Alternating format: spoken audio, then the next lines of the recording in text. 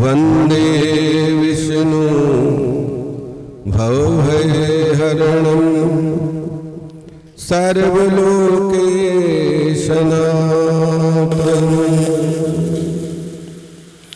मूकं करुणाचार्यं पंकजं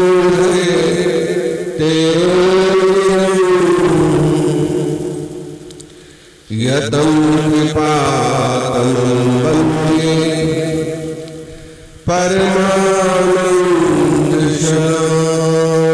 परमानन्दशनातनं।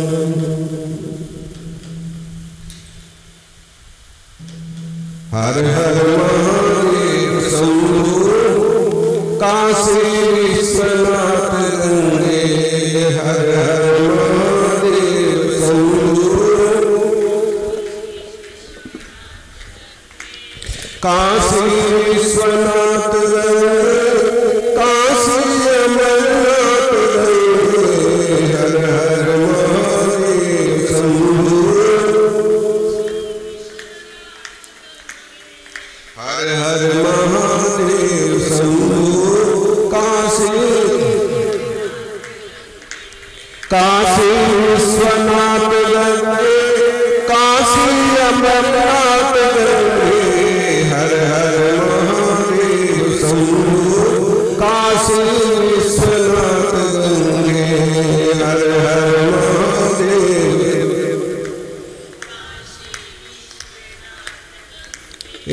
काशी विश्वनाथ काशी अमरनाथ हर हर महादेव शंभो काशी विश्वनाथ गंगे। हर हर महादेव शंभो काशी विश्वनाथ काशी विश्वनाथ हर हर महादेव शंभो काशी विश्वनाथ गंगे। हर हर महादेव शंभो काशी विश्वनाथ गंगे। काशी विश्वनाथ काशी अमरनाथ हर हर महादेव शंभो काशी विश्वनाथ हर हर शंभो काशी विश्वनाथ गंगे। बोली शंकर भगवान की उमापति महादेव की पवन सुब्रह्मण्य महाराज की राधा कृष्ण भगवान की सद्गुरुदेव महाराज की।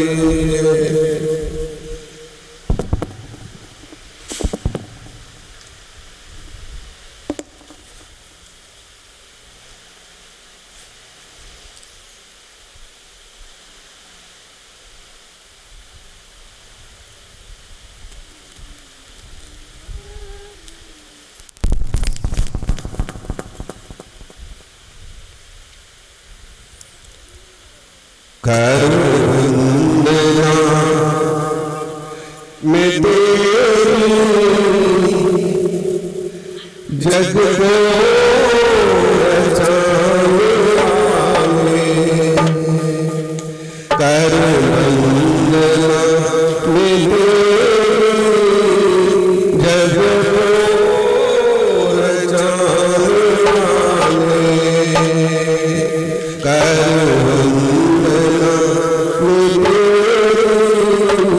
जग को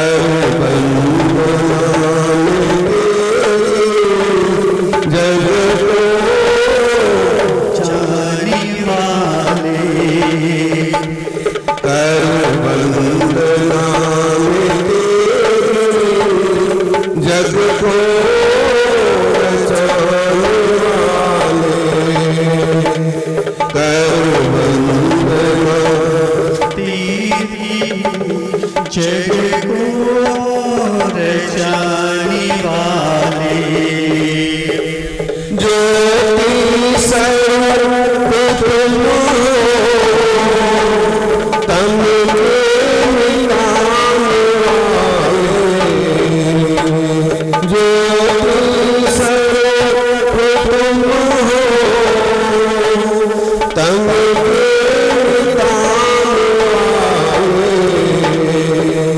कर वंदना तेरी जग को रचाने वाली कर वंदना जग को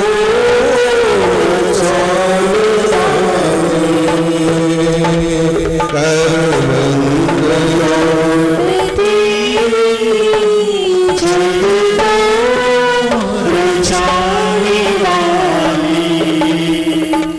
सृष्टि सुगल सगी कैसे रची है तुमने सृष्टि सुगल चीली कैसी रची है तुमने सृष्टि सुगल सगी कैसे रची है तुमने सृष्टि सुगल सजीली कैसी रची है तुमने हो यहाँ सब के सब है तेरी यहाँ सब के सब है तेरी महिमा सुनाने वाले यहाँ सब के सब तेरी महिमा सुनाने वाले कर वंदना तेरे जग को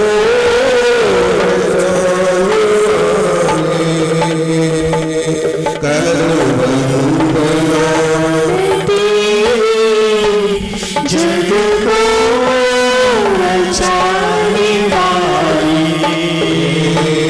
कर वंदना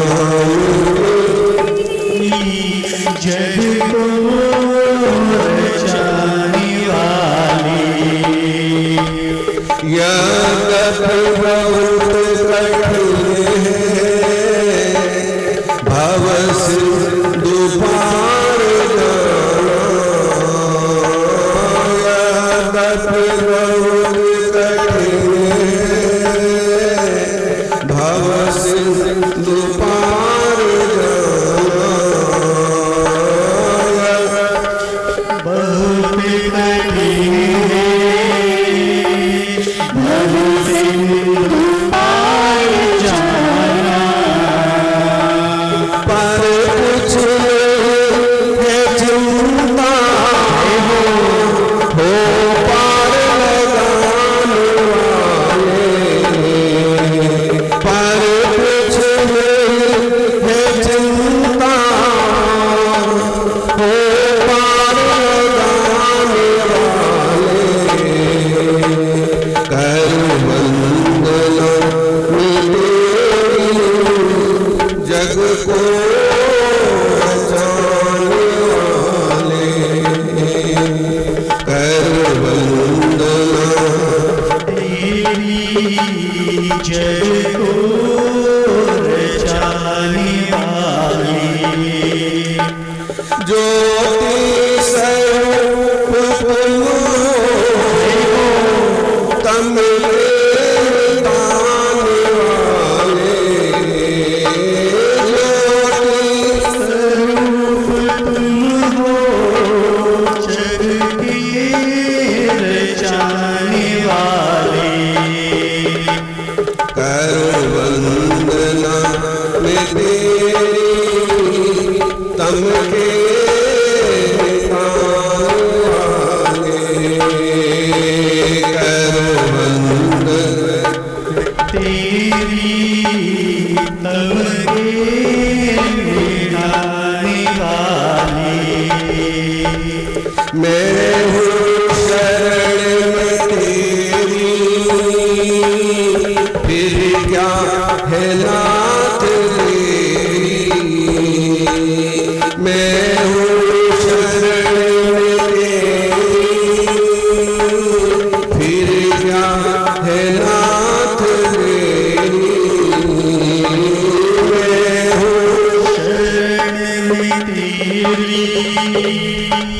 फिर क्या है नाथ तेरी। मैं हूँ शरण में तेरी, फिर क्या है नाथ तेरी। मैं हूँ शरण में तेरी, फिर क्या है नाथ तेरी। ओ भगवती दिला दो मुझको, सच्ची राह दिखाने वाले। भक्ति दिला दो मुझको, सच्ची राह दिखाने वाले। कर वंदना तेरी, जग को बचाने वाले। कर वंदना जग को बचाने वाले। ज्योति स्वरूप तुम हो, तम के मिटाने वाले। ज्योति स्वरूप तुम हो, तम के मिटाने वाले। करो वंदना तेरी, जग को बचाने वाले। करो वंदना तेरी, जग को बचाने वाले। करो वंदना तेरी, जग को बचाने वाले। करो वंदना तेरे, जग को बचाने वाले। बोले शंकर भगवान की, सद्गुरुदेव महाराज की। जय जय श्री राधे, जय जय श्री राधे, जय जय श्री राधे श्याम।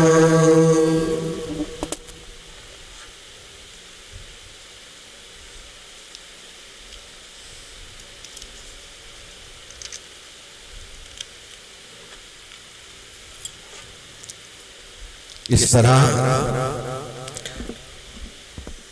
पापों का नाश करने वाली, मन को पवित्र करने वाली और भगवान शिव को प्रसन्न करने वाली। अब आप कृपा करके ये बताइए कि इस कथा के सुनने से कलयुग में कौन कौन पापी पवित्र हो जाते हैं। सूत जी बोले, हे मुनि सुनिए, दुराचारी पापी कामी दुष्ट जन भी इस कथा द्वारा शुद्ध हो जाते हैं। काम क्रोध मोह लोभ अहंकार जिनके अंदर हमेशा भरा रहता है, ऐसे दुष्ट जन भी इस कथा के श्रवण करने से भव से पार हो जाते हैं। माता पिता को दुख देने वाले दम्भी पाखंडी हिंसक भी शुद्ध हो जाते हैं। इसी के श्रवण करने से अपने वर्ण एवं आश्रम से पतित द्वेषी जन भी कलयुग में तर जाते हैं। जो अपने धर्म से पथ भ्रष्ट हो जाते हैं, माता पिता से द्वेष करते हैं, जबकि प्रथम जो भगवान है ना, वो हमारे माता पिता हैं। संसार में जिसने अपने माता पिता की सेवा कर ली, उसने सब कुछ कर लिया। उसे किसी तीर्थ में कोई व्रत करने की, कोई तीर्थ करने की आवश्यकता नहीं है। जो केवल और केवल अपने माता पिता की सेवा करता है, उसे मंदिर जाने की भी जरूरत नहीं है। मंदिर जाए ना जाए, लेकिन अपने माता पिता की सेवा करे। अपने गुरुजनों की सेवा करे तो वो भव से पार हो जाता है। तो ऐसे पतित भी शिवपुराण की कथा के सुनने से पवित्र और पावन हो जाते हैं। आश्रम से पतित द्वेषी कलयुग में तर जाते हैं। छल कपट करने वाला पुरात्मा निर्दयी पुरुष भी कलयुग में इसके द्वारा पवित्र हो जाता है। जो ब्राह्मण के धन को से पलते हैं, महाव्यभिचारी हैं, वे भी इसके द्वारा तर जाते हैं।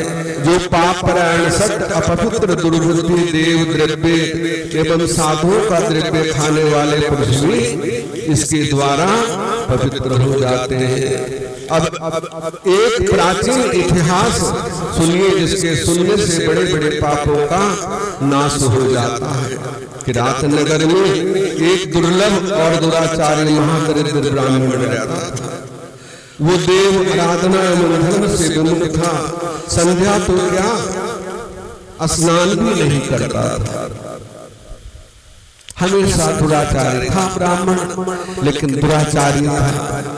संध्या तर्पण पूजा पाठ कुछ भी नहीं करता था। और अधर्म द्वारा बहुत सा धन एकत्र किया और धर्म में एक कौड़ी भी नहीं लगाई। वो एक समय स्नान करने तालाब पर गया तो वहां पर शोभावती नाम की वेश्या को देखकर व्याकुल हो गया। वो सुंदरी भी एक धनी ब्राह्मण को अपने ऊपर आसक्त देखकर प्रसन्न हो गई। बातचीत होने पर दोनों में प्रेम हो गया। वे दोनों अपने अपने को आपस में स्त्री पुरुष मानकर कामासक्त हो गए। बहुत काल तक विहार करने लगे। ब्राह्मण उस वेश्या के साथ ही बैठता, खाता, पीता, शयन, क्रीड़ा आदि करने लगा। उस ब्राह्मण को माता पिता पत्नी ने बार बार रोका, परंतु उसने एक भी न मानी। उस नीच सेवसा का वश एक रात्रि वो सोया हुआ था। माता पिता एवं पत्नी को मार डाला, उनका धन हर लिया और उस कामासक्त वेश्या को दे दिया। वो पापी देवलोक से परस्तपुर में आया और वहां उसने शिवालय देखा जिसमें बहुत से साधुजन एकत्रित थे। वहां बीमार पड़ गया। इस अवस्था में उसने ब्राह्मण के मुख में द्वारा शिव संबंधी कथा श्रवण की। एक मास के अंतर देवरात मर गया।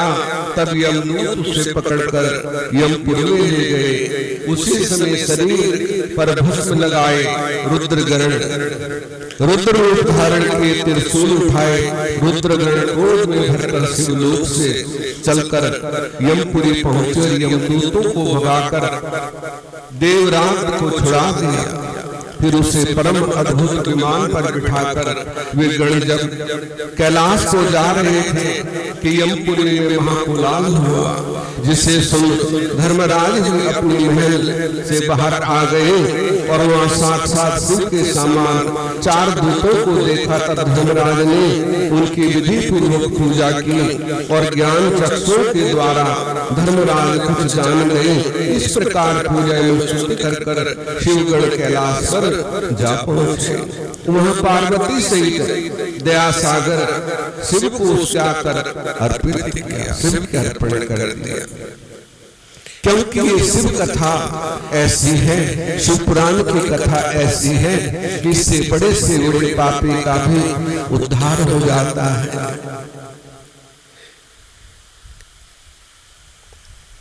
जैसे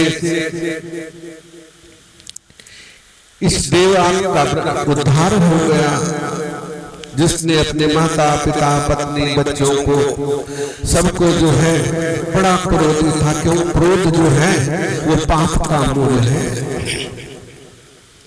और पाप मूल अभिमान। जब क्रोध आता है तो उससे पाप बढ़ता है। इसलिए क्रोध को छोड़ दो। और जब क्रोध छोड़ दिया तो तो काम क्रोध लोभ भी बस में आ जाएगा। काम क्रोध मद लोभ तेरे जन्म जन्म के बैरी मेरे, सबको बिना मारिए गुरु शरणागत हो जाओ। जब हम गुरु शरणागत हो जाएंगे ना तो स्वयं सब कुछ कंट्रोल हो जाता है।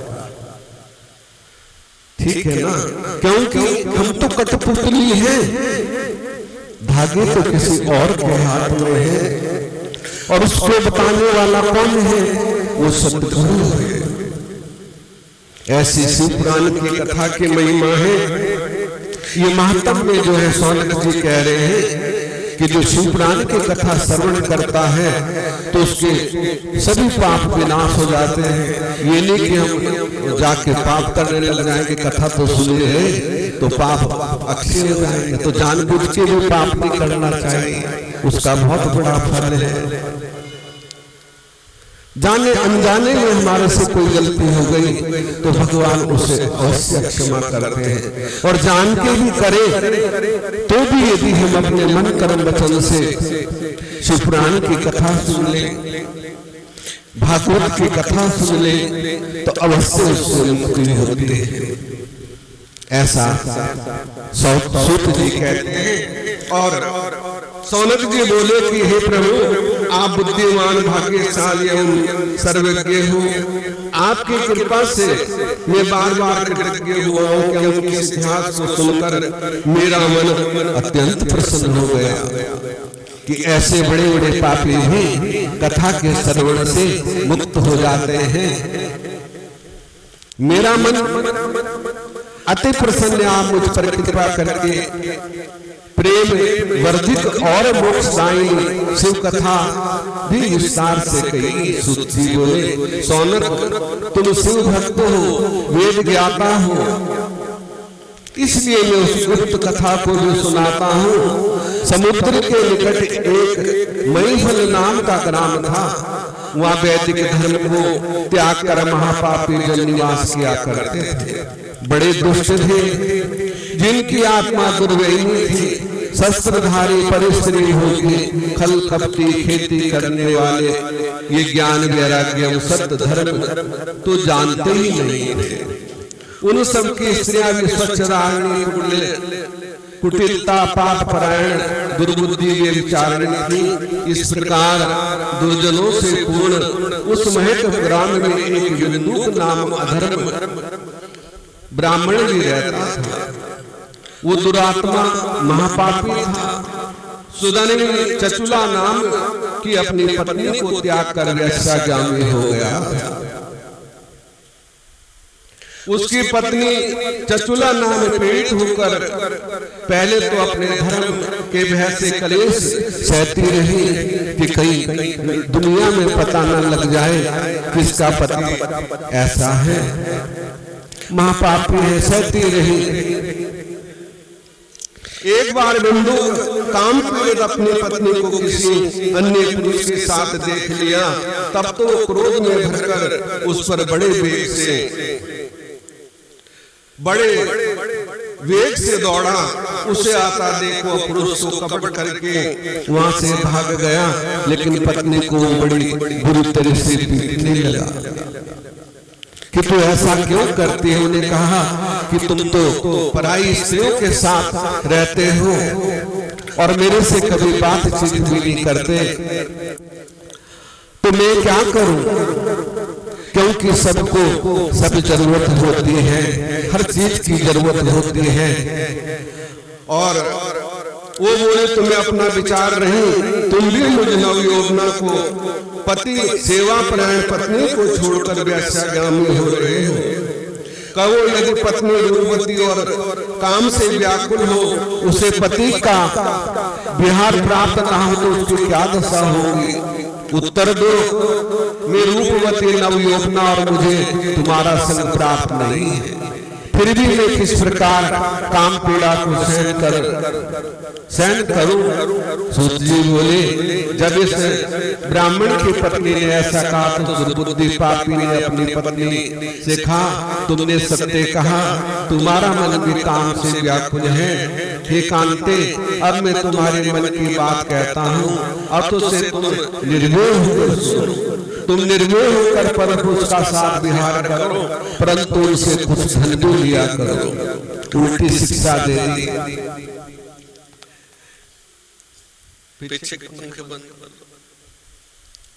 क्योंकि जो जैसा होता है ना वैसी शिक्षा देता है।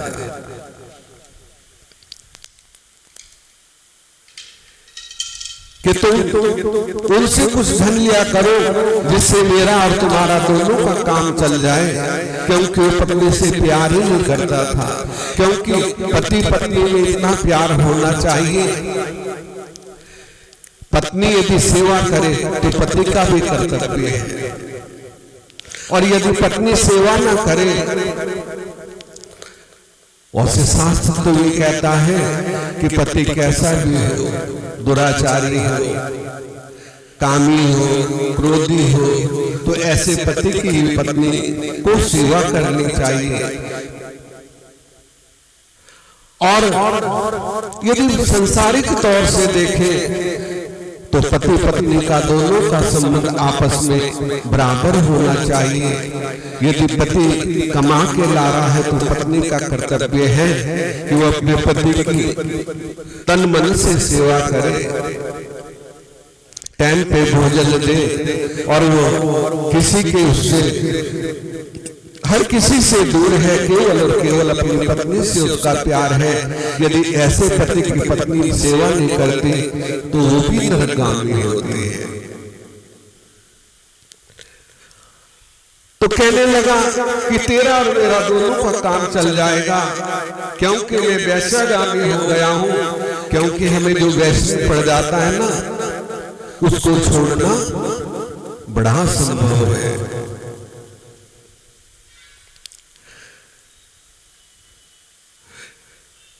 कुछ भी हो, फिर उसकी हमें लत लग जाती है। जैसे कहते हैं ना कि किसी चीज की किसी को लत लग जाती है और बार बार उसका मन नहीं आता है, बार बार उसका मन नहीं पे जाता है।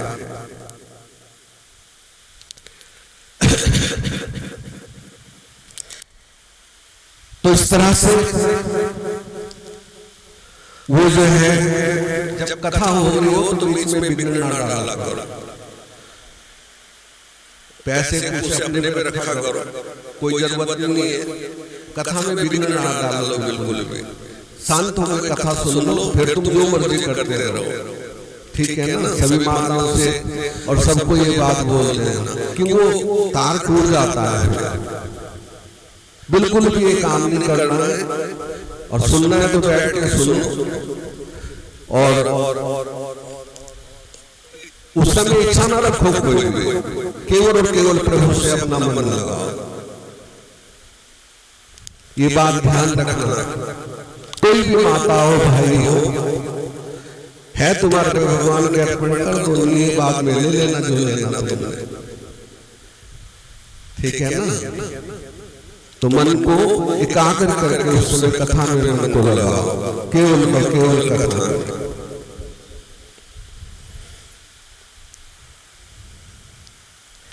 कुमति दुष्ट ब्राह्मण समय आने पर मर गया और घोर पापों के कारण नरक में गया।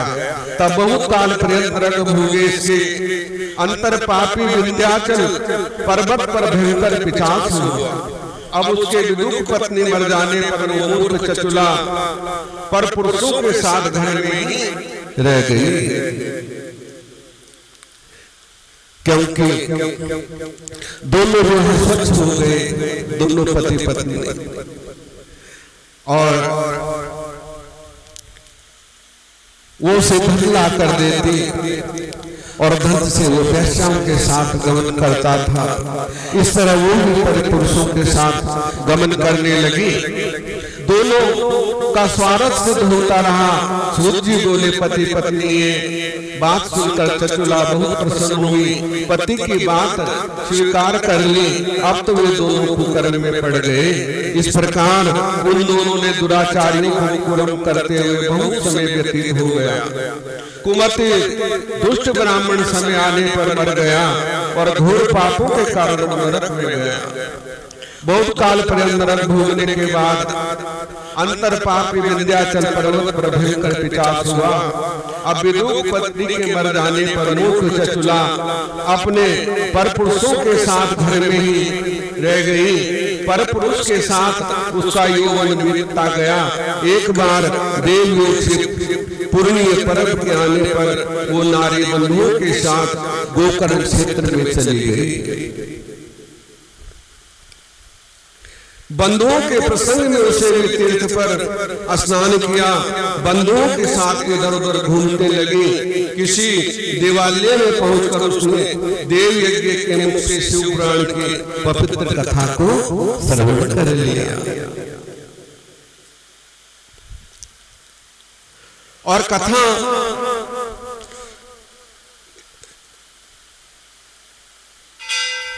कथा के सुनने से वो स्त्री पुरुष के साथ व्यभिचार करती है। उसे यमलोक में यमदूत लोहे के परिधन तपाकर उसकी गुप्त अंगों में डालते हैं। उसने कथा में श्रवण किया कि यमलोक में ऐसा हाल होता है, जो परपुरुषों के साथ व्यभिचार करती है तो उसके लोग यमदूत बनाकर उसके गुप्त अंगों में यमदूत डालते हैं। इस वैराग्य वर्षित कथा को सुनकर वो भय से कांप उठी और जब कथा समाप्त हो गई तो श्रोतागण भी चले गए। तब वो डरती हुई सी भक्त कथा वाचक के पास जाकर बोली, महाराज मैं दुराचारणी हूँ, मैं पापी हूँ, मेरा कैसे कल्याण होगा। पूरी कथा उसने, क्योंकि गुरु से कभी कुछ छिपाना नहीं चाहिए। सब कुछ गुरु, डॉक्टर, वैद्य अपने सब विचार बता देने चाहिए कि मेरा विचार ऐसा है, मुझे ये रोग है, तभी उसका उपचार होगा ना।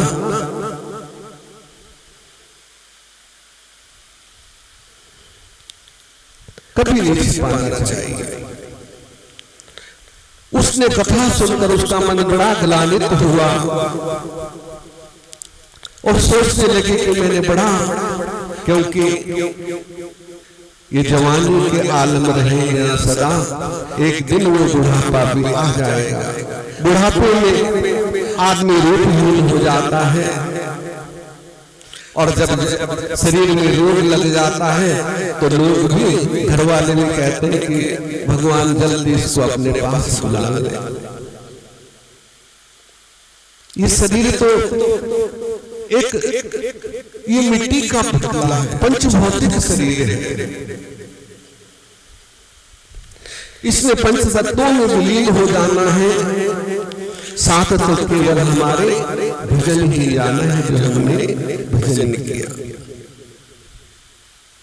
पाया नर्तन किया ना हरि का भजन, पाया नर्तन किया ना हरि का भजन, पाया नर्तन किया ना हरि का भजन। देख लेना बुरा हाल हो जाएगा, देख लेना। पाया नर्तन किया ना हरि का भजन, पाया नर्तन व्यर्थ खोए उमरिया तो पछताएगा, व्यर्थ खोए व्यर्थ खोए उमरिया तो पछताएगा, व्यर्थ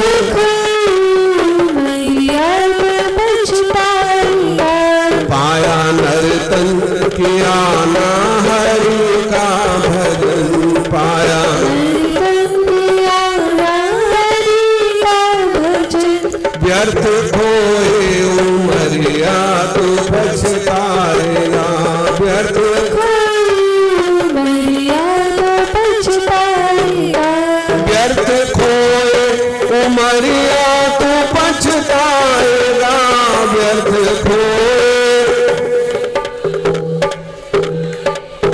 व्यर्थ खोए उमरिया तो पछताएगा, पाया नर्तन किया ना हरि का भजन, पाया नर्तन ना हरि का भजन, व्यर्थ खोए उमरिया तो पछताएगा, व्यर्थ उमरिया तो पछताएगा।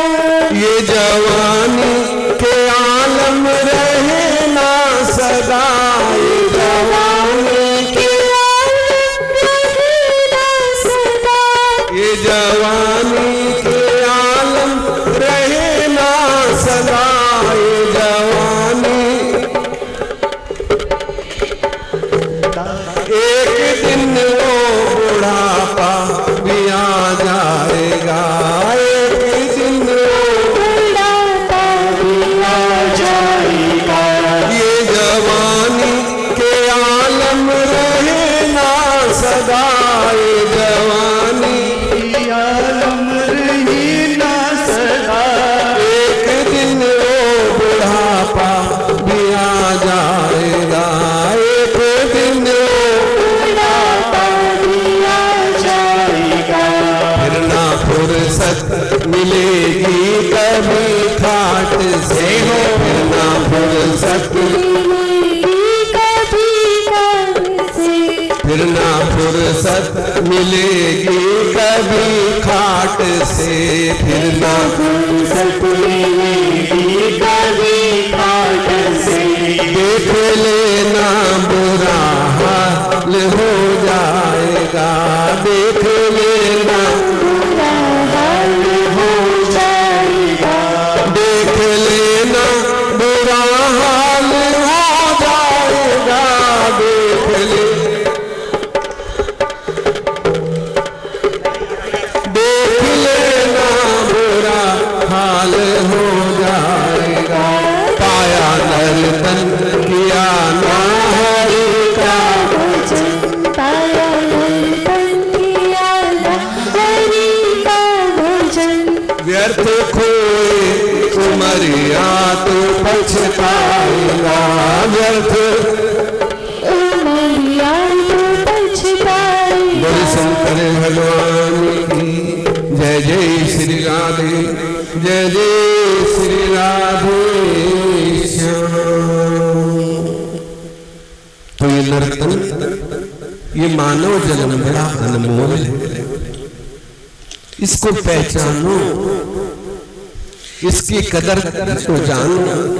क्या लेके आया बंदे, क्या लेके जाएगा? कुछ लेके आए थे क्या? कुछ लेके साथ जाना है? कुछ नहीं जाना है। केवल और केवल जो हमने भजन कर लिया वही हमारे साथ जाएगा। तो बड़ा पश्चाताप करने लगी कि मैंने बड़े पाप किए हैं। शिव भक्ति से जिनको माया मोह में पड़े हुए मनुष्य को बिना पूछ का पशु हो जाना चाहिए, वो कभी संसार बंधन से मुक्त नहीं होता। इसलिए हे ब्राह्मणी, तू भी परम पवित्र कथा को सुनकर विषयों से मन हटा ले और शंकर भगवान की कथा श्रवण से तेरा हृदय पवित्र हो जाएगा। वहां पे जो आचार्य थे, ब्राह्मण थे, संत थे, उन्होंने कहा कि जो पाप करता है ना वो बिना पूछ का पशु होता है। लेकिन तेने अपने पापों को उजागर कर दिया, जो भी तेने किया है तो अब अपना मन उनसे हटा ले। जो हो गया सो हो गया, जो बीत गया बीत गया, अब आगे को संभाल ले। अब जो तेरा जीवन है ये प्रभु के चरणों में लगा ले, बाकी जीवन अपना प्रभु को समर्पित कर दे तो तेरा कल्याण हो जाएगा। विषयों से मन को हटा, शंकर भगवान की कथा के श्रवण में तेरा हृदय पवित्र हो जाएगा, तब तुझे मुक्ति प्राप्त होगी। सुरती बोले, ये कहकर दयालु ब्राह्मण शिव ध्यान में मग्न और मौन हो गए। क्योंकि जो भक्त है ना वो तो केवल रास्ता बताता है, चलना ना चलना हमने है। कुछ कुछ लेना ना देना मगन रहना। यदि कोई पूछता है, पूछेगा, जब दरवाजा खटकाओगे तभी खुलेगा, और जब नहीं खटकाओगे तो खड़े रहो। जब कोई प्रसन्न करोगे तभी उसका उत्तर मिलेगा। निभक्ति तो अपनी भक्ति में मग्न है, उसने क्या लेना है। हमें चाहिए, हमें प्यास है तो हमें झुकना पड़ेगा, शरणागत वत्सलम, शरणागत होना पड़ेगा। क्योंकि सच्ची कथा तो यही है। अनेक बड़ी बड़ी कथाएं होती हैं। ज्ञान का जो पुंज है, जब वो हमारे पास है तभी हम मुक्त हो सकते हैं। जब हमारा मन विषयों से हटके और प्रभु के चरणों में लग जाएगा तभी हम मुक्त हो सकते हैं। और जब तक ये 5 विकारों में घिरा रहेगा ना, हाव भाव में घिरा रहेगा, तो कभी हम मुक्त नहीं हो सकते। ध्रुव जी ने तो 5 वर्ष में भगवान को प्राप्त कर लिया। ध्रुव संलानी जपियो हरि नामो, पायो अचल अनुपम ठाम। 5 साल की वर्ष प्रहलाद जी ने छोटी उम्र में प्राप्त कर लिया। तो भगवान के लिए कोई विद्या की जरूरत नहीं है, वो तो केवल हृदय का विषय है, अंतर आत्मा का विषय है। और जिसने वो जान लिया, क्योंकि वो रमण करने वाली शक्ति है। राम जो है वो रमण करने वाले हैं। रवि निरंतर आत्मा सब घट आठोयाम, और वाही में प्रकट भया राम ताई को। कहां प्रकट होता है? जो उसे जपता है। तो तू अपने मन को शिव ध्यान में लगा ले, प्रभु के नाम में लगा ले। जो कर लिया वो कर लिया। आज संकल्प कर लो कि हमने जो कुछ किया प्रभु उसे माफ करना। आगे का जीवन अब तेरी शरण में है, तेरे नाम में है, तेरे शरणागत है। बस ऐसा संकल्प करके और प्रभु के नाम का स्मरण करो, तभी हमारा कल्याण होगा। जैसे चचला का हुआ, उसने अपने मन को नाम में लगा लिया, मौन हो गए, हाथ जोड़कर ब्राह्मणों के चरणों में गिर पड़ी और कहने लगी, भगवान आपने मुझे कृतज्ञ कर दिया। फिर चरणों से उठकर परम शांति गदगद हो ब्राह्मणों से वैराग्य युक्त वचन बोली कि शिव भक्त आप धन्य हैं, परोपकार प्राण श्रेष्ठ जनों में वर्णनीय साधु मैं नरक रूपी समुद्र में गिर रही हूँ, मेरा उद्धार करो। शिव पुराण की कथा उपयुक्त सुनाकर मुझे विषय से विरक्त हो गई हूँ। अब मुझे इस पुराण के सुनने की इच्छा है। सूत जी बोले, शिव पुराण सुनने की इच्छा से वो ब्राह्मणी वहीं द्विजवर की सेवा में रहने लगी। वो उनकी कृपा पाकर हाथ जोड़े सदैव उपस्थित रहती। उसकी रुचि देखकर पंडित जी ने उसे शिव पुराण की कथा सुनाने लगी। इस प्रकार समाज क्षेत्र में श्रेष्ठ ब्राह्मण ने शिव पुराण को उत्तम कथा सुनने से उसकी भक्ति ज्ञान वैराग्य वर्धनी मुक्तिदायिनी कथा को सुनकर वो कृतज्ञ हो गई। शिव कृपा से शिव रूप का ध्यान उसने प्राप्त कर लिया। वो नित्य प्रति तीर्थ जल से स्नान करती, जटा बलकल वस्त्र पहनने लगी। सब कुछ उसने त्याग दिया, जटा जूट अपने को बना लिया, जटा धारण कर ली, भस्मी लगाने लगी। सारे अंगों पर भस्म रमाए रहते, रुद्राक्ष पहनते, वाणी का संयम, थोड़ा आहार करते, थोड़ा बोलते, क्योंकि ज्यादा आहार भी आलस्य लाता है। और जब हमें उस नाम की प्राप्ति हो जाए तो थोड़ा बोलना चाहिए, अधिक नहीं, बस उतना ही बोलो जितनी जरूरत है, जिससे हमारा कल्याण हो जाए। उसने शिव को प्रसन्न कर लिया। इस प्रकार शिव का ध्यान रखते हुए चचुला सखा बहुत काल व्यतीत किया।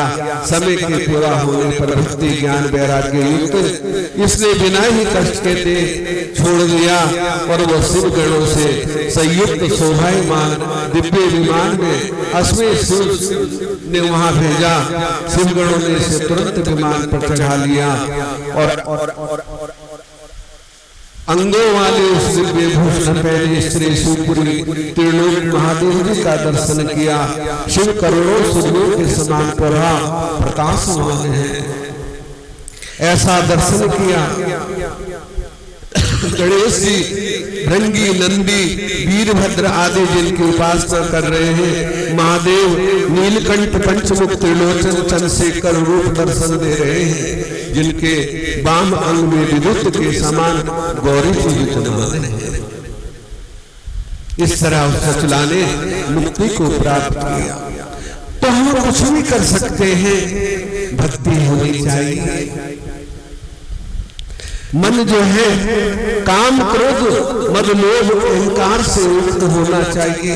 तो जैसे चचला की मुक्ति हुई तो हमारी भी मुक्ति अवश्य। कोशिश तो करके देखो, जब कोशिश करोगे तभी हमें ज्ञान प्राप्त होगा।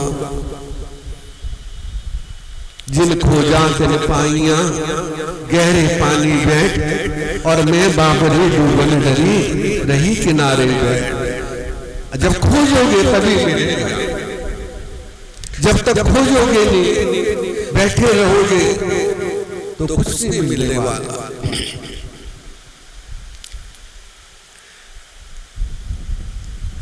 अपना दुख किसी को सुनाओगे तभी वो उसका उपचार बताएगा।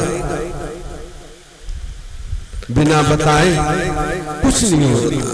बिना रोए तो माँ भी बच्चे को दूध नहीं पिलाती है।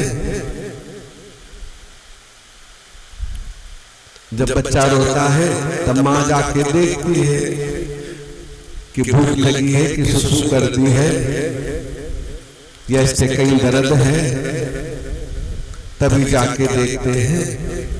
तो इसलिए चचुला ने जो सारी अपनी व्यथा सुना दी और उन्होंने शिव कथा से मुक्त हो गई, शिवलोक को प्राप्त हो गई। चंद्रशेखर से दर्शन दे रहे थे, जिनके वाम अंग में विद्युत समान गौरी जी विराजमान थी। कपूर के समान गौरव अलंकार विभूषित श्वेत भस्म रमाए श्वेत वस्त्रधारी गौरी शंकर का दर्शन कर चचुला परम प्रसन्न होकर बार बार प्रणाम करने लगे। पार्वती जी ने तो उस चचुला को अपनी सखी बना लिया। कैसी भक्ति की! इतने पापों का क्षय भी हो जाता है, लेकिन हम अपने को समर्पित करते हैं। क्या कहते हैं उसे कि अपने को सरेंडर कर दे। यदि कोई पाप हो भी गया तो हमने समर्पित आत्मसमर्पण कर दिया तो उसे माफ कर देते हैं। जब संसार में ऐसा है, कोई सब कुछ प्रभु के दरबार में भी है, तो समर्पण। और माता ने उसको अपनी प्यारी सखी बना लिया, तो क्यों नहीं हम मुक्त हो सकते? यदि जाने अनजाने में कोई गलती हो गई तो हम अवश्य मुक्त हो सकते हैं।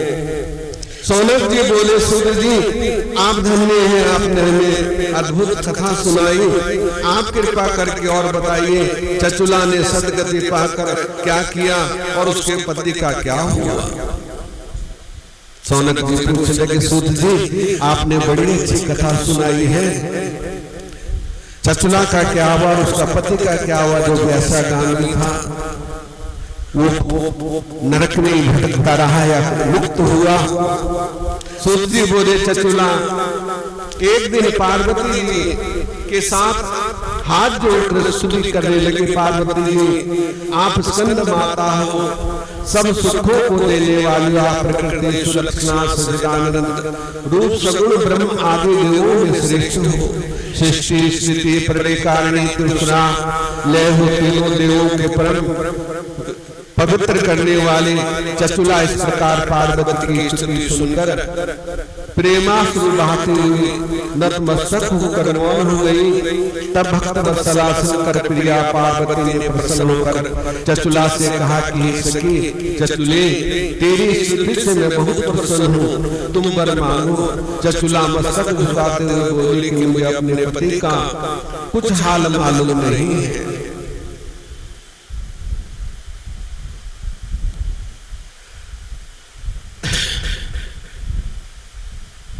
वो मेरे से पहले मरा है, सो न जाने किस गति को प्राप्त हुआ। ये सुनकर पार्वती प्रसन्नता पूर्वक बोली, तेरा पति बिंदु वैश्यागामी महापापी मरकर नरक में गया है। अनेक वर्षों तक दुख भोग कर अब वो पाप से अब पापी विंध्याचल पर्वत पर पिशाच हुआ है। उसने बहुत नरक भोगे, लेकिन नरक भोगने के बाद वो विंध्याचल पर पिशाच की योनि में है। दुखी मन से बोली कि देवी कृपा कर, दुष्ट पापी मेरे पति का भी उद्धार करो। किस प्रयत्न से उस पापी की सदगति होगी, सो कृपा कर कहिए। सूर्य जी बोले, ऐसे वचन सुनकर पार्वती जी चचुला से कहा कि तुम्हारा पति शिवपुराण की कथा श्रवण कर ले तो उसका भी कल्याण हो जाएगा, उसे अवश्य सदगति प्राप्त हो जाएगी। गौरी जी के ऐसे वचन सुनकर चचुला बारंबार प्रणाम करने लगी, माता मेरा कल्याण करो। अश्रुधारा बहाने लगी कि माता मेरा कल्याण करो। पत्नी ऐसी होनी चाहिए जो पति का भी उद्धार कर दे और अपना भी उद्धार कर ले। थे तो दोनों की गलती थी ना, गलत उसने भी किया, गलत उसने भी किया, लेकिन पत्नी ने पति का भी माता से उद्धार करवा दिया। भगवान के चरणों में नतमस्तक होकर उसने उसके पापों से मुक्त करा दिया। समस्त पापों से छुड़ाने के निमित्त सदगति प्राप्त कराने हेतु शिव कथा कहने के लिए प्रार्थना की तो कृपालु पार्वती को दया आ गई। तब उन्होंने शिव पार्थिव गायन करने वाले तुम्बोर गंधर्व को बुलाकर कहा है, तुम्बोर तुम मेरा वचन मानकर इस के साथ शीघ्र विंध्याचल जाओ और इसके तुम्हारा कल्याण होगा। वहाँ भयंकर पिशाच रहता है, वो पुरुष जन्म में विद्मुख नाम ब्राह्मण है। मेरी सखी का पति था, दुष्ट वैश्यागामी था, समझा प्रिय आदि कुछ भी नहीं करता था, इन सब से हीन था, अशुद्ध क्रोधी दुर्भक्षी बेचारे सज्जनों से द्वेष करने वाला था। उसने वैश्या के संग में पड़कर सत्कर्मों का नाश कर दिया। धन के लोभ में अपनी पत्नी को वैश्या बनाकर जीवन पर्यंत दुराचार करता रहा। अंत में जब मरा तो यमपुर में उसे घोर कर डाला गया। उस पापी ने बहुत सी यमी आत्माएं भोगी। अब आप विंध्याचल पर्वत जाकर उसका कल्याण करो। यत्नपूर्वक शिवपुराण की पाप विनाशनी दिव्य कथा उसके आगे कहो, क्योंकि शिवपुराण की कथा के प्रभाव से शुद्ध होकर प्रेत भाव को त्याग देगा। सूर्य जी बोले, जब पार्वती ने इस प्रकार कहा तब चचुला तुम मूल के साथ विमान होकर वहां पहुंची और विकट आकार वाले पिशाच को देखा। उस भयंकर पिशाच को महाबली तुमूर नाम गंधर्व ने बलपूर्वक पकड़ पासों में बांध दिया। तब उसे शिवपुराण सुनाने लगे। तो कई बार जब दवाई कड़वी होती है ना तो जबरदस्ती पिलानी पड़ती है, ठीक है ना, तो उसे पासों में बांध दिया, रस्सियों से बांध दिया और फिर उसे तुमूर कथा सुनाने लगे। उस दिन से वो प्रसिद्ध हो गया कि गौरी की आज्ञा से पिशाच को तारने के लिए तुमूर गंधर्व विंध्याचल पर शिवपुराण की कथा करेंगे। सब लोगों में महान कोलाहल हो गया। कथा सुनने के लिए वहाँ भारी समाज एकत्रित हो गया। सभी की कथा पर बड़ी रुचि थी। पासों में बंधे हुए पिशाच को वहाँ बिठा दिया। तब तुमूर हाथ में वीणा लेकर शिव कीर्तन करने लगा।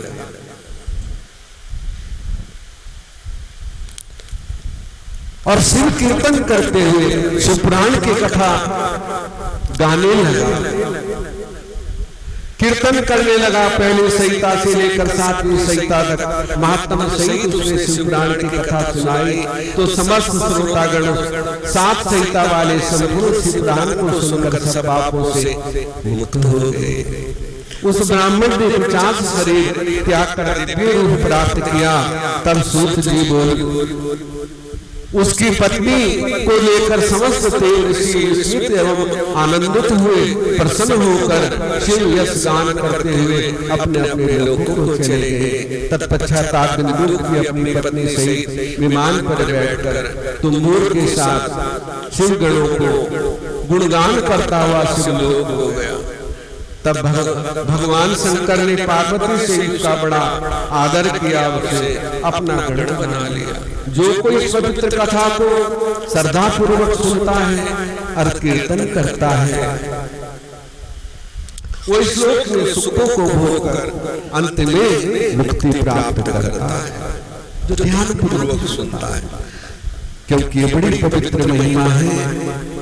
हमारे पापों का अक्षय के लिए ये बड़ी औषधि है। और जो इसको कोई श्रवण करता है, इसमें मनन करता है, ध्यान करता है, तो अवश्य मुक्ति को प्राप्त करता है। सौनक बोले सूत जी आप परम सेविये, इसलिए कृपा कर शिवपुराण के श्रवण की विधि में कहिए कैसे शिवपुराण सुननी चाहिए। आपने कथा तो सुना दी, लेकिन आप ये सुनाने की कृपा करें किसकी विधि क्या है सुनने की। श्रोतागण संपूर्ण फल प्राप्त कर सके। सूत जी बोले सौनक जी अब संपूर्ण फल की प्राप्ति की कथा आपको सुनाता हूं। शिवपुराण श्रवण की विधि सुनिए। प्रथम ज्योतिष को बुलाकर कोई शुभ मुहूर्त दिखाना चाहिए। जैसे आज शुक्ल पक्ष त्रयोदशी है, भगवान शिव का दिन है, ऐसे कोई शुभ दिन देख के कथा का प्रारंभ करना चाहिए, जिससे श्रोतागणों को फल की प्राप्ति हो। कष्ट करे शिव तथा कीर्तन के प्रेमी सज्जनों को दूर दूर से आदर पूर्वक बुलाना चाहिए। शिवालय तीर्थ अथवा घर में शिवपुराण श्रवण करे, उत्तम स्थल बनाए, पृथ्वी को गोबर से लेकर शुद्ध करे और घर के फालतू चीजों से वहां से हटा दे। फिर केले के खंभे कुछ ऊंचा शोभायमान मंडप बनाकर अति सुंदर मंडप बनाए और विद्वान ब्राह्मण हो या कोई संत हो उसके बुलाकर कथा करवाए। मृत कोई हो संलग्न हो जाए, अन्य लौकिक चिंताओं को त्याग दे, सारी चिंताएं त्याग देनी चाहिए। क्या मैं कथा श्रवण करूंगा, सावन का महीना है, पूरे महीने में कथा श्रवण करूंगा और सारी चिंताओं को त्याग के अपने हो सके तो व्रत रखे और ना हो सके तुम एक टाइम भोजन कर ले, फलाहार का भोजन करे। और से तो कहा है कि घृत आहार करे, घी पी ले, घी से ना रह सके तो दूध पी ले, दूध से ना रह सके तो दही खा ले, दही ना रह सके तो फलाहार कर ले, फलाहार से ना रह सके तो जैसे आजकल ये कुट्टू का आटा और सौंफ के चावल ये फलाहार हम करते हैं, ये कर ले, एक टाइम उसका भोजन कर ले। ऐसे भी ना रह सके तो दिन में दूध पी ले, चाय पी ले, आजकल हम करते ही हैं, और शाम को एक टाइम भोजन कर ले, एक बार अन्न का आहार करे तो भगवान बड़े प्रसन्न होते हैं। उचित है कि वो मल मूत्र का त्याग एक बार ही करे, क्योंकि जितना हम खाए पिएंगे उतना मल मूत्र आएगा, ठीक है ना, उतना आलस आएगा। और यदि नहीं खाएंगे तो हम बिल्कुल स्वस्थ रहेंगे और कथा के लिए सुदृढ़ रहेंगे। निर्विघ्न समाप्ति के लिए प्रथम व्यास जी की पुस्तक की पूजा करें, तदनंतर श्रोता श्रद्धा भक्ति सहित जागृत होकर आदर पूर्वक शिवपुराण की कथा श्रवण करनी चाहिए। अनेक कर्मों से भ्रमित चित्त, काम क्रोध आदि विकारों से युक्त बेविचार पाखंडी ऐसे भक्त श्रोता पुण्य के भागी नहीं होते। ठीक है ना। व्यभिचार, पाखंडी जो व्यर्थ का वार्तालाप करते हैं, व्यर्थ में मन को इधर उधर भटकाते, तो भगवान ने कहा है ऐसे श्रोता, मन कहीं जा रहा है, शरीर कहीं बैठा है, तो ऐसे श्रोता भी उसका फल नहीं प्राप्त करते। और जो मन वचन कर्म से कथा में मन लगाता है तो उसे अवश्य फल की प्राप्ति होती है। ये बातें बड़ी ध्यान रखने वाली हैं। श्रोता पुण्य का भागी होता है। जो नरधम भक्तिहीन इस कथा को सुनते हैं उन्हें कोई फल नहीं मिलता और जन्म जन्म में दुख पाते हैं। जो पुराण की पूजा यथाशक्ति भेंटों द्वारा करके सब कथा सुनते हैं, वो मूर्ख, दरिद्र एवं अपवित्र होते हुए भी मनुष्य सदगति को प्राप्त करते हैं। श्रद्धा भक्ति से, श्रद्धा अनुसार अपने पे जो भी भेंट पूजा है वो शिव पुराण के अर्पण करे तो वो, यदि उससे कोई पाप हुआ भी है तो वो भी मुक्त हो जाता है। उनके मनुष्य समय उठकर अन्य चले जाते हैं, भगवान उनकी दरिद्र संपत्ति नष्ट हो जाती है। जो पान चबाते हुए कथा श्रवण करते हैं, इस कथा को सुनने में नरक में यमदूत उनके इष्टांग को खिलाते हैं। जो इस कथा को ऊंचे आसन पर बैठकर सुनते हुए नरक यातनाएं भोगकर कोए बनते हैं। जो वीर आदि आसन कुर्सी पर बैठकर कथा को सुनते हुए नरक भोगकर शिव विश्वक्त होते हैं। जो भक्त को प्रणाम किए बिना कथा में बैठते हुए नरक भोगकर अर्जुन के वृक्ष होते हैं। भगवान ने कहा है कि जब कथा हो रही हो तो केवल व्यास गद्दी को ही प्रणाम करें और कुर्सी पे बैठ कर, लेट के पलंग पे बैठ कर जो कथा सुनते हैं, पान चबा के मुख में कुछ रखकर, तो ऐसे श्रोतागण कामी होते हैं। हाँ, जो मजबूर है, जैसे हमारी माता जी है, नीचे बैठ सकती है तो कोई बात, सुन तो रही है ना, मन में लगन है, श्रद्धा है, नहीं बैठ सकते नीचे तो कुर्सी पे बैठ सकते हैं, उसमें कोई दोष नहीं है। दोष उनके लिए कि स्वस्थ होते हुए वो कुर्सी पे बैठे। तो ऐसा भगवान ने कहा, निरोगी होते हैं जो लेकर कथा सुनते हुए नरकगामी होते हैं, बाद में अजगर आदि बनते हैं। जो भक्त के बार बार आसन बैठकर कथा सुनते हुए नरक में गुरु सैया पर चढ़ने का पाप भोगना पड़ता है।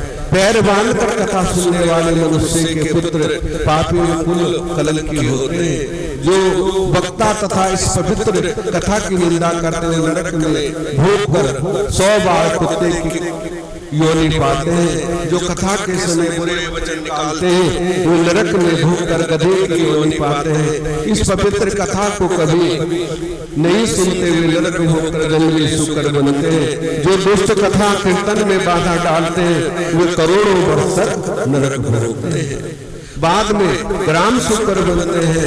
ऐसा विचार कर श्रोता भक्ता दोनों का सदाचार करना चाहिए। ठीक है ना। तो कथा में कभी भी डालना चाहिए। तुमने जो भी वार्तालाप करनी है बात भी कर लो, जब आए हैं तो कथा में बैठ जाओ और श्रवण करो।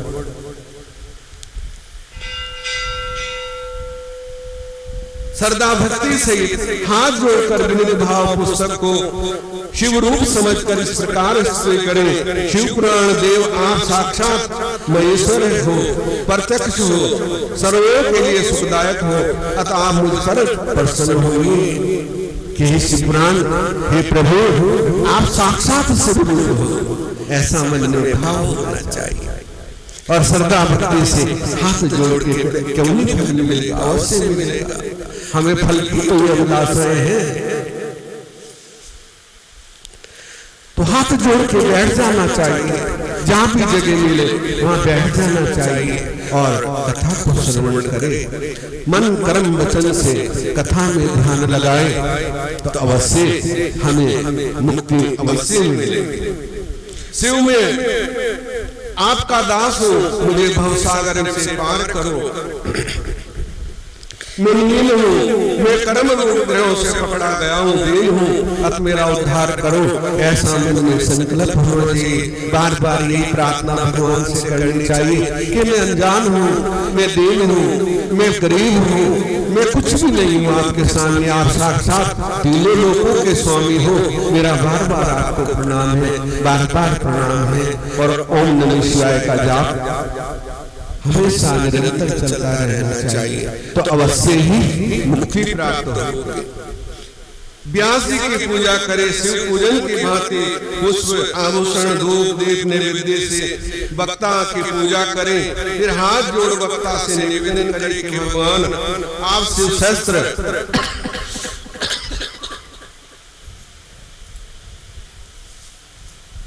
विशारद हो, श्री व्यास स्वरूप हो, अतः आप शिव कथा को प्रकाश से मेरे अज्ञान रूपी अंधकार को नष्ट कीजिए। शिव पंचांग मंत्र से के लिए पांचों ब्राह्मणों का वर्णन करे, जो शिव पंचाक्षर मंत्र को भक्ति से जपते रहे। हे सौनक जी, ये मैंने कथा की श्रवण की, विधि श्रोता वक्ता आदि भक्तों के लक्षण सहित वर्णन की है। अब तुम और क्या सुनना चाहते हैं?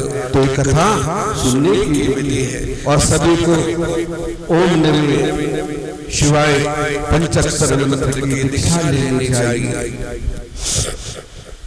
तभी तो कथा का फल प्राप्त होगा। हम इतने दिन कथा सुनेंगे और झूठ कपट छल फेद सबको त्याग देंगे।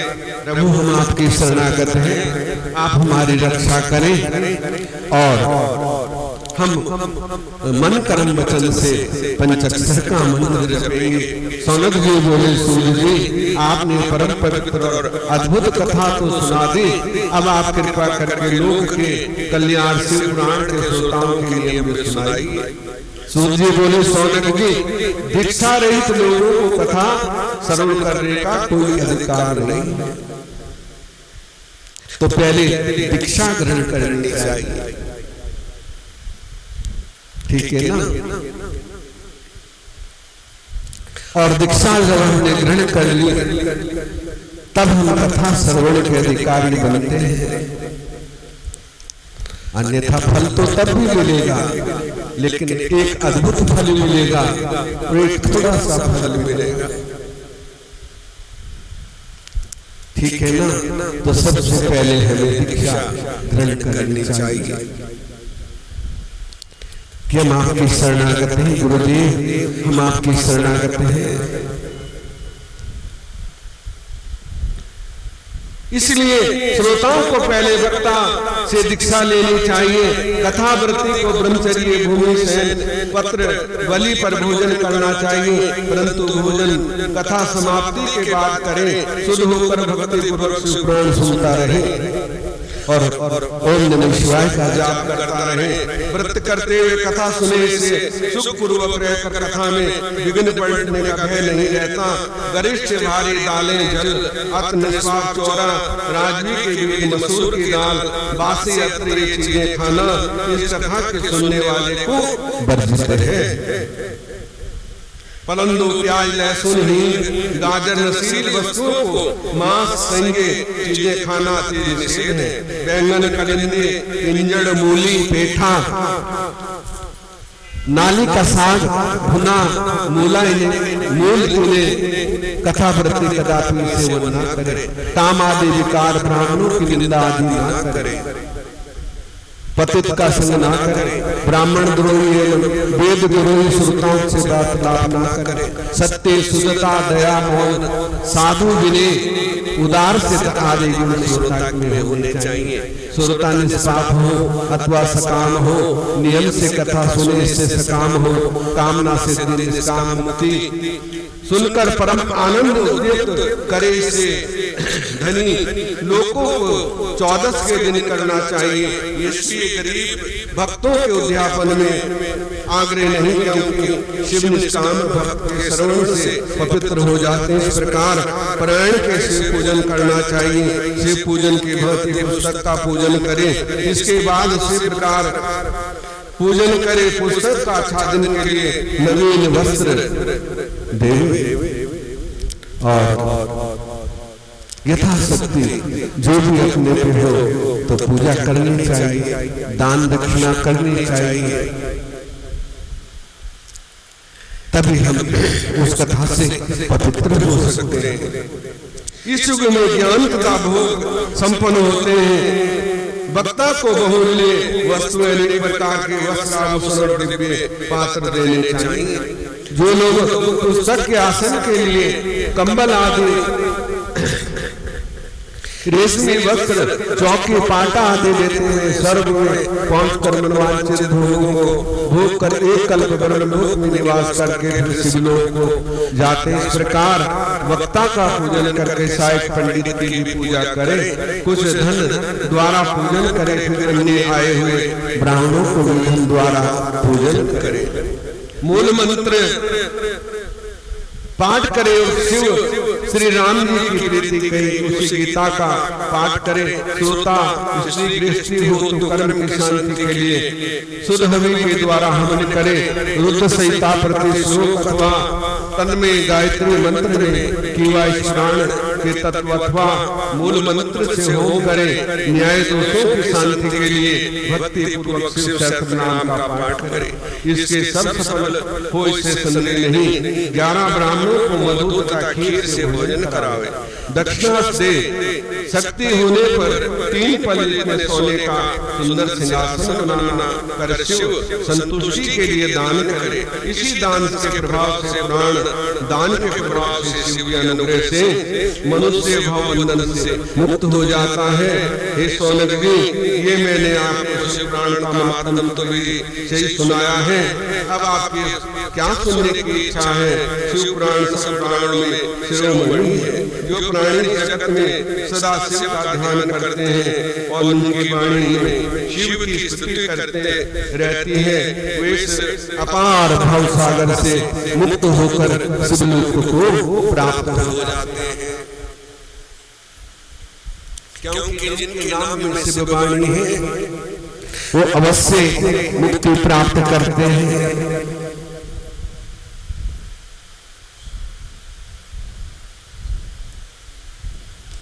आज भोले बाबा को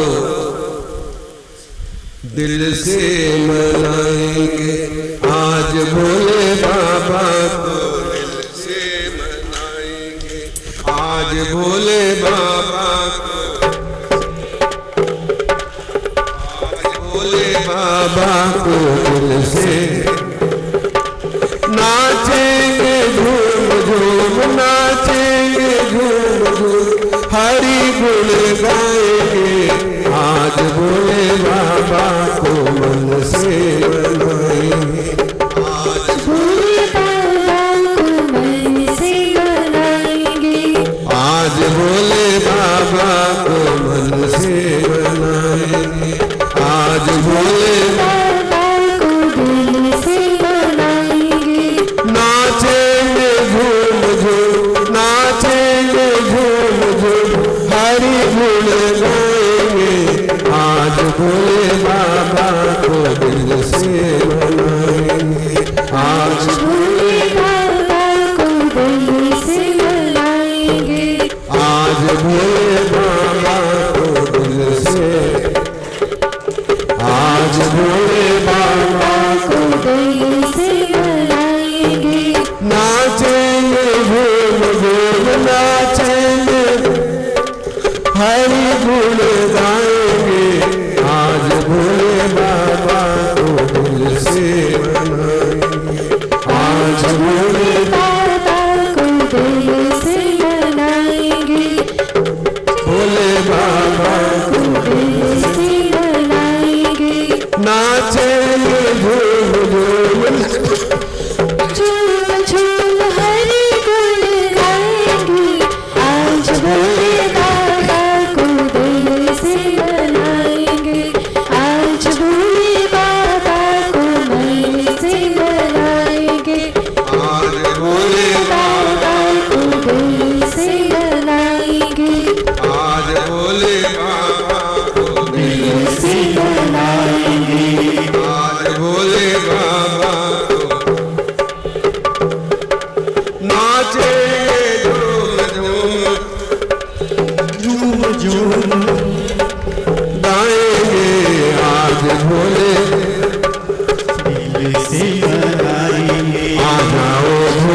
बाबा आ जाओ भोले बाबा मेरे मकान में तेरा डम डम डमरू बाजे रे सारे जहान में आ जाओ भोले बाबा आ जाओ भोले बाबा मेरे मकान में तेरा डम डम डमरू बाजे सारे जहान में आ जाओ भोले बाबा आ जाओ भोले मेरे मकान में तेरा डम डम डमरू बाजे रे सारे जहान में तेरा डम डम डमरू बाजे रे सारे जहान में आ जाओ भोले बाबा आ जाओ बाबा मेरे मकान में तेरा डम डम डमरू बाजे सारे जहान में हो तेरा डम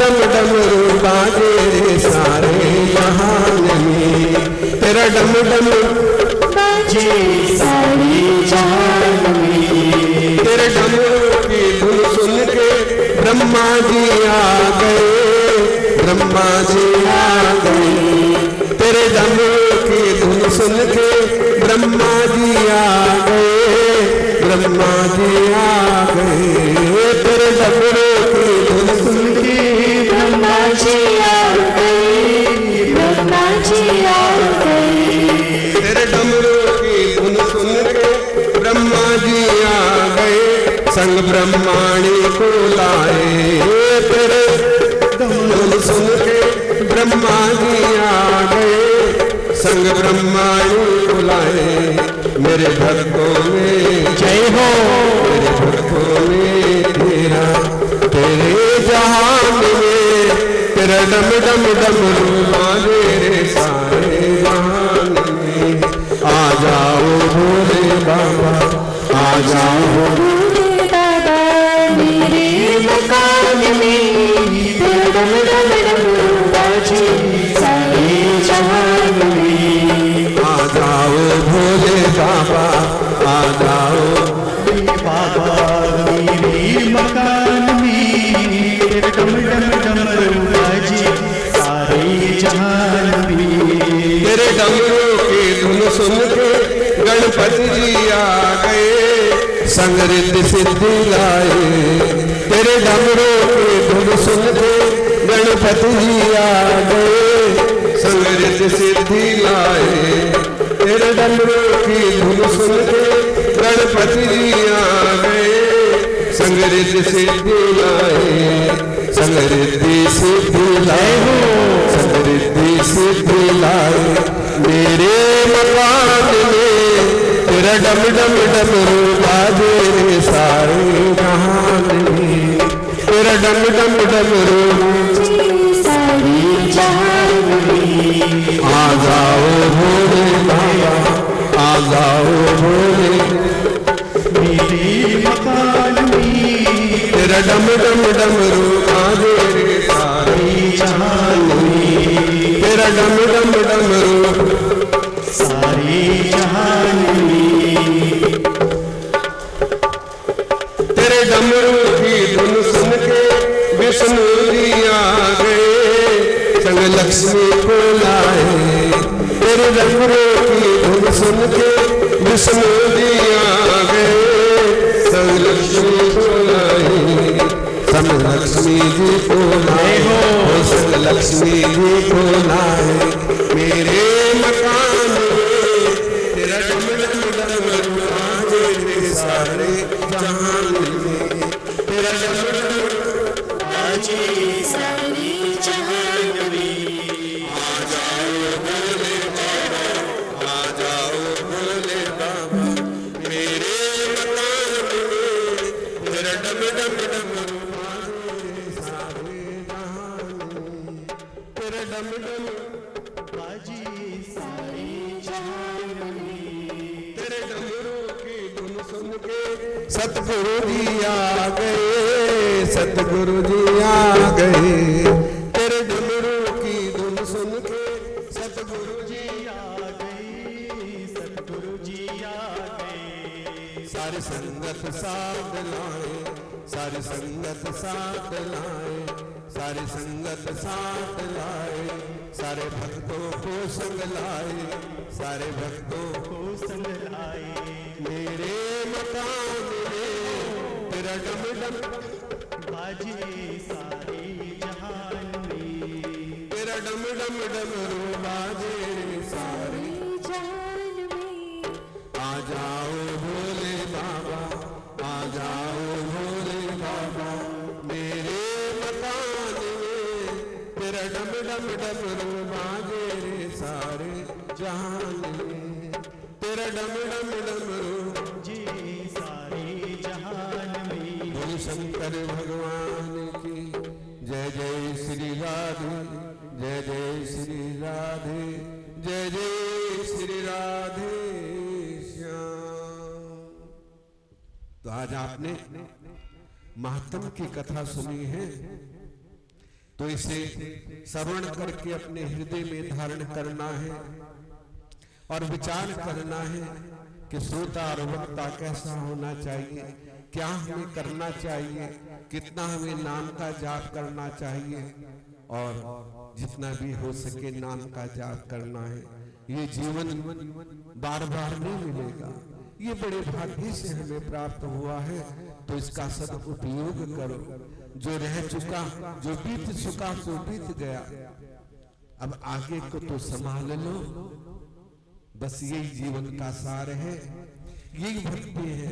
और सबसे पहले हम जो है दीक्षित होना चाहिए, क्योंकि गुरु के बिना हमारा किया कराया सब कर्म व्यर्थ है, उसका फल हमें कुछ भी प्राप्त नहीं होता जब तक हमारा गुरु ना हो। क्योंकि गुरु बिन माला फेरता, गुरु बिन करता दान, गुरु बिन सब निष्फल गया। चाहे सुन लो वेद पुराण, कितने वेद पुराण सुन लो, हम मनमत होके कभी भी भक्ति को प्राप्त नहीं कर सकते। इसलिए गुरुमुख होना चाहिए। जो गुरुमुख है उसी का कल्याण है, और वही भव से पार हो सकता है, इस भवसागर से। तो आज यही कथा को विश्राम देते हैं, क्यों मंगलवार है, कल आपको और विस्तार से सुनाएंगे। तो आज महात्म की, क्योंकि थोड़ा थोड़ा अच्छा रहता है, ठीक है ना। तो आज ही कथा को विश्राम देते हैं।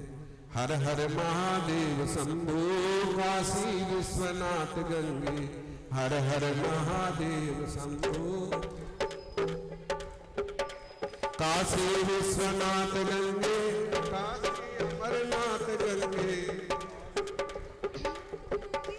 काशी अमरनाथ गंगे, हर हर महादेव शंभो, काशी विश्वनाथ गंगे, हर हर महादेव शंभो, काशी विश्वनाथ गंगे, काशी विश्वनाथ गंगे, काशी अमरनाथ गंगे, हर हर महादेव शंभो, काशी विश्वनाथ गंगे, हर हर महादेव शंभो, काशी विश्वनाथ गंगे। बोल शंकर भगवान की जय। आसन गरुड़ासन हंसासन, गरुड़ासन वृषभान साज, दो तुझ चार चतर तुझ दस तुझ देशो है, बोले दस तुझ देशो है। तीनों रूप निरखता, शिवानी का रूप निरखता, पीरे जन मन मोहे। ओम जय ओंकार शिव ओंकारा, सतांबर पीतांबर बादांबर आंगे, बोले बादांबर आंगे। सनकाधिक वर मादिक, सनकाधिक वर मादिक, भूताधिक संगे। ओम हरे हरे हरे महादेव, बरमा विष्णु सदाशिव, बोले भोलेनाथ सदाशिव, अर्धांगी दारा। ओम हरे हरे हरे महादेव, कारे सवेष्ट कमंडल चक्कर त्रिशूल धरता, बोले चक्कर त्रिशूल धरता, जग करता जग हरता, जग करता जग हरता, जग पालन करता। ओम हरे हरे हरे महादेव, ब्रह्मा विष्णु सदाशिव, बोले भोलेनाथ सदाशिव, अर्धांगी तारा। ओम हरे हरे हरे महादेव, काशी में विश्वनाथ विराज, नंदा ब्रह्मचारी, बोले नंदा ब्रह्मचारी, नित्य उठ भोग लगाओ, नित्य उठ भोग लगाओ, शिवाजी के दर्शन पाओ। हे मैं मायति भारी, त्रैगुण शिवाजी की आरती, जो कोई नारे गावे, बोले प्रेम सहित गावे। कहत सदा शिव, कहत सदा शिव, बोले वाले नाथ सदा शिव, अर्धांगी तारा।